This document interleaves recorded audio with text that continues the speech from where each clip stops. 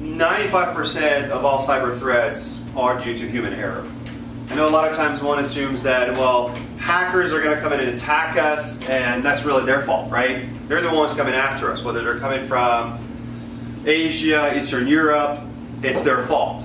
Well, the reality is it's only their fault if you have done everything in your power to make sure your system is protected, is adequately patched up, protected, no passwords have been leaked, all these things are covered. Which is not always the case, which is why 95% of all cyber threats involve human error, because somebody dropped the ball somewhere or did not completely go through the appropriate protections. So how can you tackle this, and how can you reduce your risk so that you don't fall victim for a cyber attack? I mean, clearly, I know none of you guys are necessarily in healthcare, but even within your organization, your data or your digital data is an important asset of your company. If it gets stolen or lost or corrupted, you're going to be in trouble. Your business is going to suffer from it. So you're constantly having to evaluate what are some of the things that you can do. And really, an ounce of prevention is worth a pound of cure.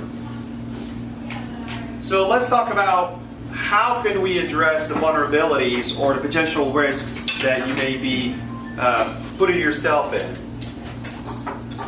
First thing you want to do is train your employees. And the reason it's important to train your employees because they are the most vulnerable spot within your organization. It doesn't have to be an IT person with administrative privileges that potentially their password is leaked out. It could be a bank teller. It could be somebody in the admin or accounting department. If they were to click on a phishing email and basically respond or download ransomware and all the files in your server get encrypted, then guess what? You're in trouble.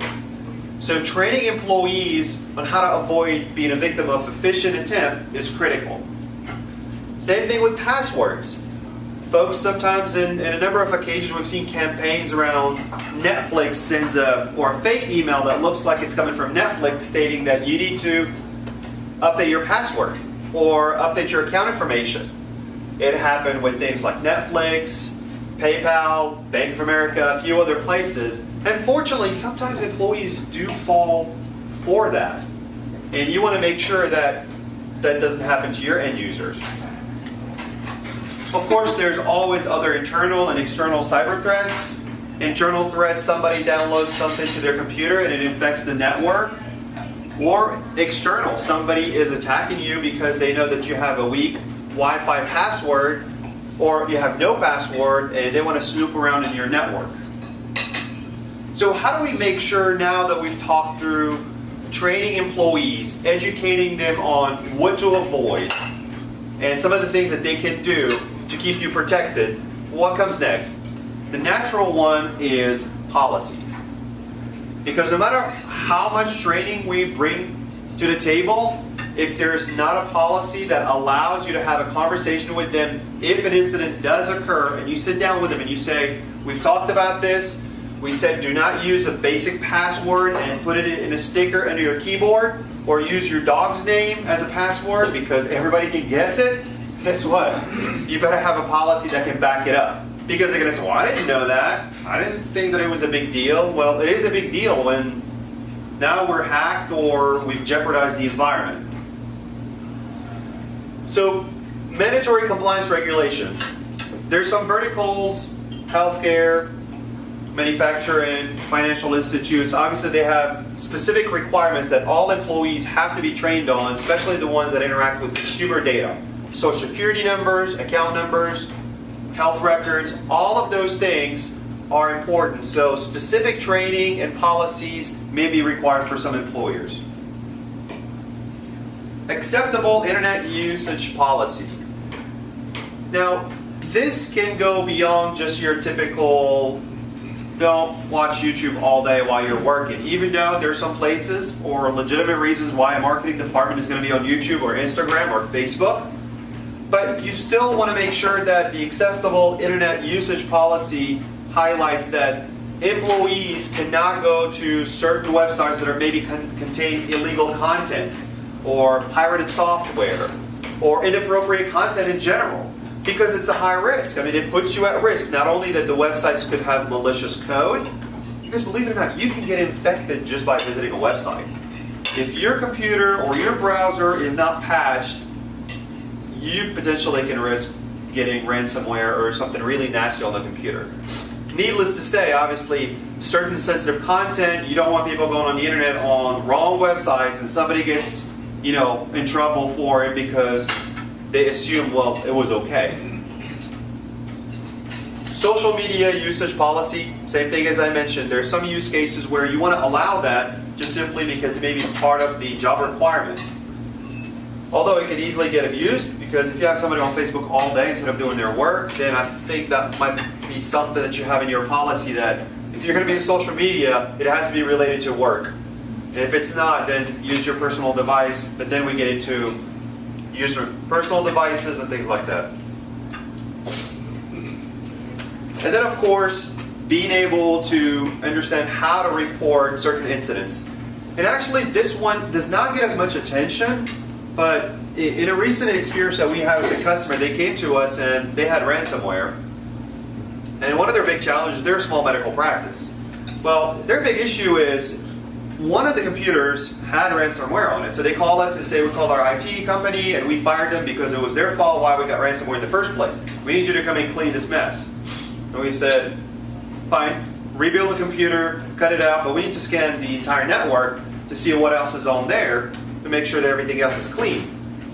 And then we started realizing that that computer that had ransomware had also a local database for audiology, which meant that it retained medical information around patients. So all of a sudden, we had to have a completely different conversation. We said, let's pause. You realize there's rules and regulations around data breaches, and anything that is higher than 500 records or patient records has to be reported by law. And that's where it got really weird. Because at that point, they said, well, we're not aware of it. We didn't realize that the machine had those records. We will have to handle it. We said, you need to bring in your lawyers, your insurance, cybersecurity insurance, and we need to make sure that they're aware of the situation before we can step off, because you need to handle it. Now, again, luckily they complied, they handled it. We didn't have to get into anything serious. But ultimately, the issue there was that they were not aware that certain things needed to be reported, and nor did the previous IT vendor that they had. They just assumed, oh, you have a virus, we'll clean it up, move on. Well, if you don't have a way to process and find out what the damage is and who else is going to be impacted, you don't want it to show up in a newspaper saying that, by the way, this practice had this problem, this data breach, and they never reported it. And now all of a sudden, you have federal government on your case, and that would be even a worse situation. But fortunately, they involved the cybersecurity insurance, and they were able to handle the entire thing. And obviously, it cost them money, but that's what insurance is for. Enforce with the security tools that are available. So we've talked about training employees, what to watch out for, being able to be proactively avoiding clicking on emails that look fishy, putting their passwords on websites that don't necessarily look right, or if they need to update their Netflix account, they should go to Netflix.com and log in and not actually click on the link.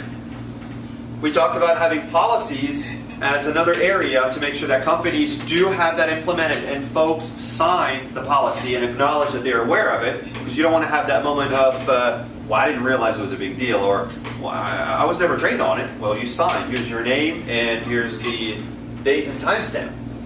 But the third part is, assuming that all of those things are handled, we want to make sure that you actually have the right tools in place that add that extra layer to protect you. So some of the tools that we recommend are, of course, web monitoring and filtering. When we say web monitoring and filtering, it could be done at the firewall level, which is basically this device that controls traffic going out to the internet and coming back into your environment. You also want to make sure that certain websites are blocked.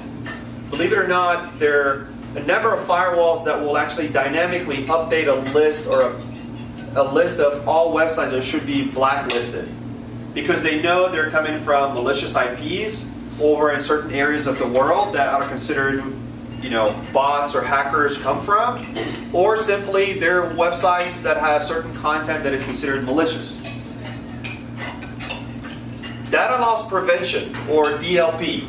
And this is a fairly new capability that we're seeing more and more, which is basically being able to detect when an email or a website or content or actions and behaviors are abnormal.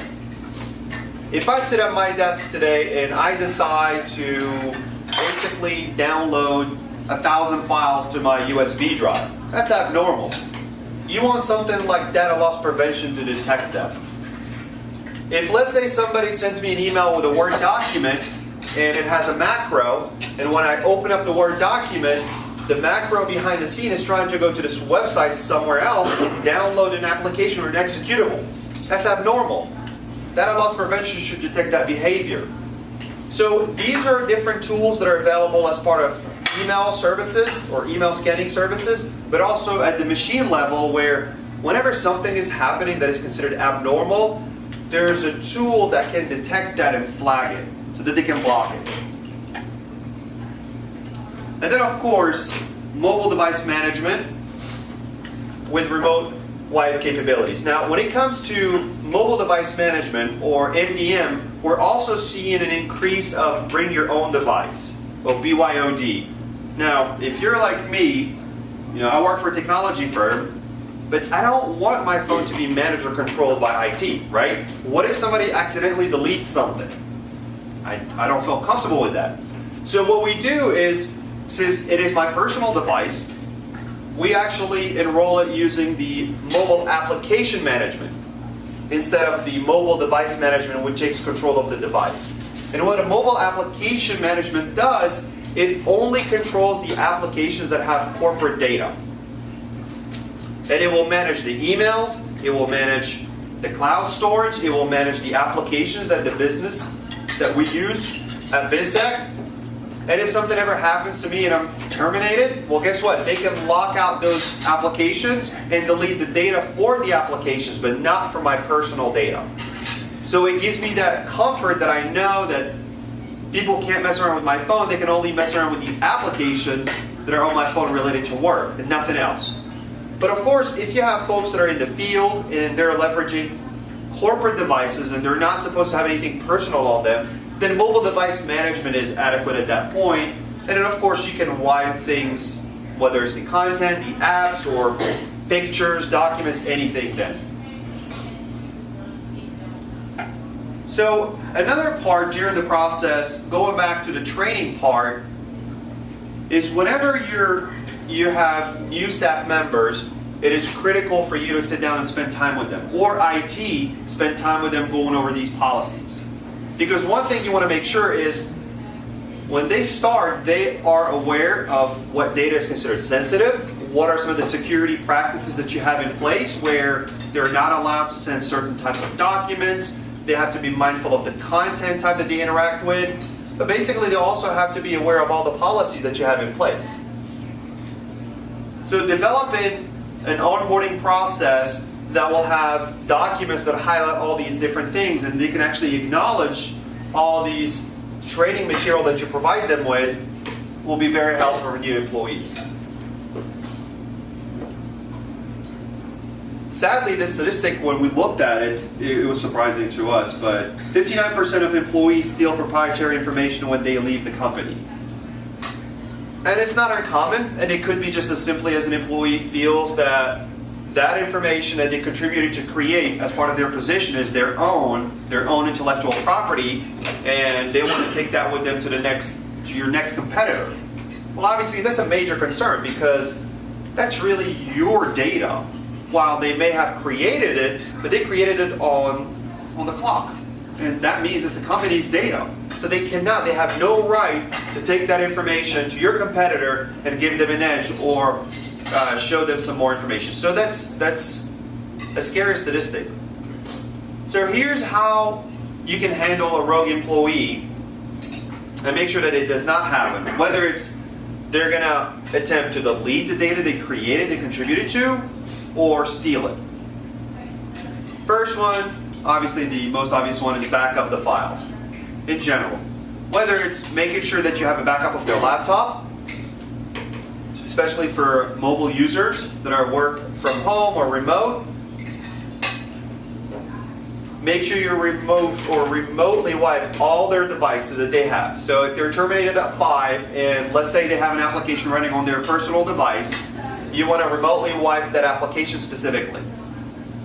And you can always lock them out of the corporate devices too while you're having the exit interview or during the termination. Change all the passwords that they've had access to. Now ideally, they only had access to one password, which is their own.